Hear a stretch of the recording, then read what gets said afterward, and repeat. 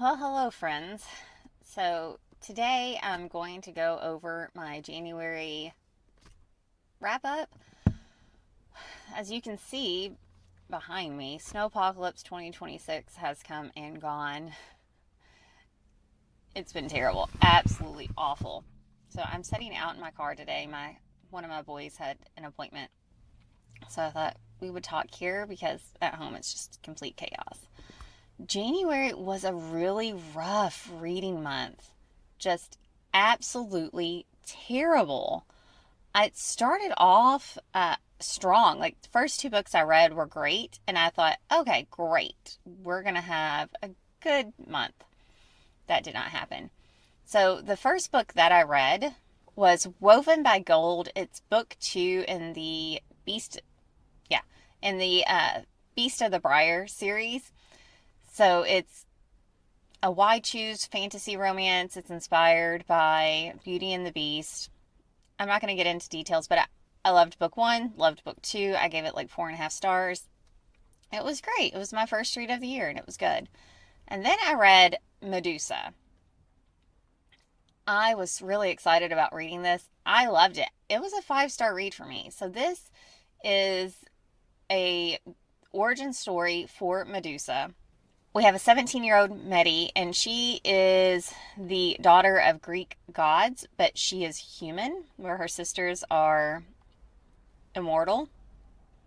And it's all of the things that happen to her and shape her into who she is and how she becomes Medusa. We have themes of rage, trauma, injustice, and the loss of innocence, and it was told so well.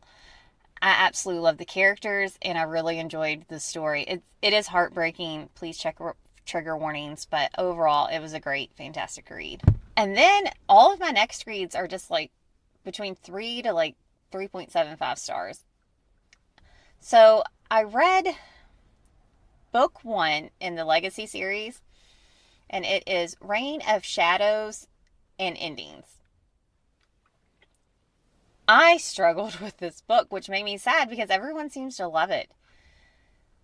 But we have a dark fantasy romance, and we have a realm that was created by gods to hold their children. And Fae have been created to serve the gods' children, who are also part mortal, and the gods' children are legacy. So the legacy claim Fae, like the head of the 6 houses, I guess, and they can draw power from the Fae. This was the struggle. I loved the world building in this, and I also loved the side characters, but I 100% struggled with the two main characters.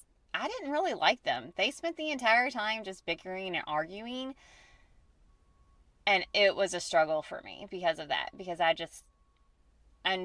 prefer the side characters rather than the main characters. I think I will continue at least to try book two out and see how it goes. But if I'm struggling with it like I am with book one, then I don't think I'll continue the series. But we'll see how book two goes. I don't know when I'll read it or pick it up yet because it's a crazy few months for me at the beginning of 2026, but we'll see. I also read Wild Dark Shore. So this is a literary like thriller. And it is based off like an actual place. So we have a seed bank that's off the coast of Antarctica. We have a family that is the caretakers of this island and the seed bank. And we have a woman who just washes up on shore, and yet we are miles upon miles from any place. In fact, we only have a boat that comes every like 6 weeks. And the last boat is scheduled to not just come and pick up the family, but to also come and just the island's being closed down. So we have to untangle a mystery that has happened on this island because the scientists have disappeared that were there helping to pack up the seed banks. And then this woman is not who she says she was. Overall, the story was solid, but I still struggled with it. It was okay. Like, it was a story and I read it. And there was a twist that I didn't quite see coming. So that was good. But it was just overall a 3-star read for me. So it was okay. And my next 3-star read was The Time Hop Coffee Shop. So we have a woman. She used to be the star of the coffee commercials for a specific coffee brand. And she is now middle-aged. She's lost her spark. She's struggling. Her marriage is. She's also struggling with her daughter and connecting with her teenager.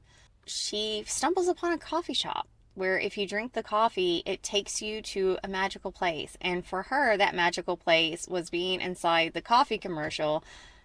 And it really reminded me of WandaVision, the whole beginning of WandaVision. That was basically what this was, where it's this perfect little town, but yet something's not quite right with it. Another 3-star read for me, Blood Beneath the Snow. So we have a fantasy romance novel. This is book 1 in a series. It's enemies to lovers, captor-captive situation.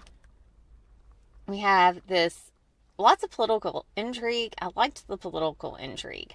We have a princess who doesn't have powers, but yet everyone in her family does. And so she is leading this rebellion. She's trying to overthrow her father, the king, as well as 2 of her older brothers who are just like the father. They are the villains of this. And then we have them at war, her kingdom with another kingdom.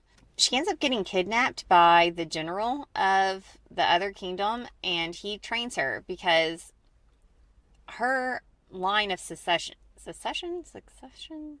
however you say that, I don't know anymore. But in order to get the throne, she needs to kill off her siblings because there's these blood trials. And so she is trained to win the throne. It was just okay. I struggled with this too. And I will not be continuing on with the series. I gave it 3 stars, but I don't know. It might even be less than 3 stars, honestly. It wasn't that good at all. I should have DNF'd it, but I didn't. And then I finally got a 4-star read after so many 3 stars. And that was Blood of Hercules. So this is a why choose fantasy romance, and it's an urban fantasy. Because even though it's dealing with Greek gods and bloodlines and stuff, it's an urban fantasy. And it's dark too. So we have the Greek gods that are real, and we have offspring by these Greek gods. They have to participate in this tournament because in order to become immortal, you have to win and be the strongest. So I don't know. I've read this in a day, and I couldn't decide if I really liked it or if I hated it. I wasn't sure in parts. But in the end, it worked because I couldn't stop reading it. And my next read was 4.5 stars. It is Our Infinite Fates. We have this fantasy romance of this character, our main character. She has fallen in love with the same person in hundreds of lives. She just keeps getting reincarnated, as well as her soulmate. But they are destined to kill each other in every single life. And she's not sure why. She can't remember what had happened in the first life to trigger all of this. And so you see them in multiple lives, how they love each other and then it falls apart into tragedy. I really liked it. I did. It was not quite a 5-star read. There was, but overall, I enjoyed it, and it got me out of a reading slump because I had fallen into a reading slump after having so many 3-star reads. And so between this and Blood of Hercules, I was like, okay, finally, maybe the rest of this January will go well. But it didn't. Then I read Rings of Fate. It's brand new, came out in January, and it was my book of the month pick for January. It was just okay. It was 3.75 stars. It kind of let me down. We have the romance between a prince who has been cursed with these rings of power, and a woman who, she is a barmaid, but she owns a tavern. And I really liked her character. Absolutely loved her character. The story was okay, but if the prince had been written a little better, I think I would have liked this better. It was his character. I couldn't really connect with him. I don't know. He was just okay. Wasn't really rooting for him. Loved the female character. Absolutely adored her. So she made it readable. Absolutely. And then my DNF for January. Half his age. Oh my gosh. So this is like literature fiction. It's supposed to be about female rage and power dynamics and a coming of age story. Honestly, it was the themes that it really was like grooming of a minor, abuse of a minor, and gaslighting. That's what was there. I DNF'd this. I made it to 50%. It was not good. It was terrible. I kept asking, like, why was this book written? Like, it's supposed to be about these themes, but it's going nowhere.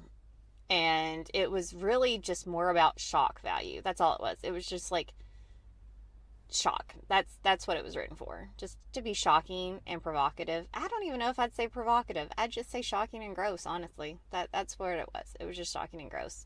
And I DNF'd it. It was not for me. Nothing was fleshed out properly. There was no substance to it. So, yeah, it needed some work. And that was how I ended January, was with that book. Hopefully February is better. February is going to be a crazy, crazy month for me. I'm mostly going to be reading some ebooks and some listening to audiobooks. So, because, yeah, January was rough. So, here's hoping next month is better. As always, thank you for watching, and I'll see you in the next video.